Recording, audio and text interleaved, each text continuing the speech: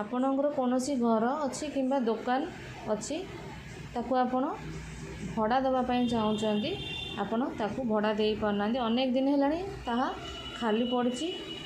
କୌଣସି ନଜର ଦୋଷରୁ ହେଉ କିମ୍ବା ଗ୍ରହ ଦୋଷରୁ ହେଉ କିମ୍ବା ବାସ୍ତୁ ଦୋଷରୁ ହେଉ ଆପଣଙ୍କ ଘର ଯଦି ଭଡ଼ାକୁ ଲାଗିପାରୁନି, ତେବେ ଆପଣ କ'ଣ କରିବେ? କମଳାକୁ ଛଡ଼େଇକି ତା'ର ଚୋପା ଶୁଖେଇକି ରଖିବେ ଏବଂ ତାକୁ ଗ୍ରାଇଣ୍ଡିଙ୍ଗ କରିକି ପାଉଡ଼ର କରିଦେବେ। ଗୋଟିଏ ବଡ଼ ଡାଲଚିନି ଷ୍ଟିକ୍ ନେବେ, ଖଣ୍ଡଟେ ନେବେ। ଉଭୟ କମଳା ଚୋପା ଗୁଣ୍ଡ ଏବଂ ଡାଲଚିନି ଖଣ୍ଡ ରଖିବେ, ତାକୁ ଗୁଣ୍ଡ କରିବେନି। ଡାଲଚିନି ଖଣ୍ଡକୁ ଆପଣ ଗୋଟିଏ ୟେଲୋ କଲର୍ର କପଡ଼ାରେ ବାନ୍ଧିକି ତାକୁ ପୋଟଲି ଭଳି କରିଦେବେ। ଯେଉଁ ଘର ଆପଣଙ୍କର ଭଡ଼ାକୁ ଯାଉନଥିବ କିମ୍ବା ଯଦି କୌଣସି ଦୋକାନ ଘର ହେଉ, ମାନେ ରହିବା ଘର ହେଉ, ଆପଣଙ୍କର ଭଡ଼ାକୁ ଯାଉନଥିବ, ଖାଲି ପଡ଼ିଥିବ, ସେ ଘରର ମୁଖ୍ୟ ଦ୍ୱାର ସାମ୍ନାରେ ତାକୁ ଟଙ୍ଗେଇ ଦେବେ। ଦେଖିବେ ଆପଣଙ୍କର ଘରକୁ ଜଲ୍ଦି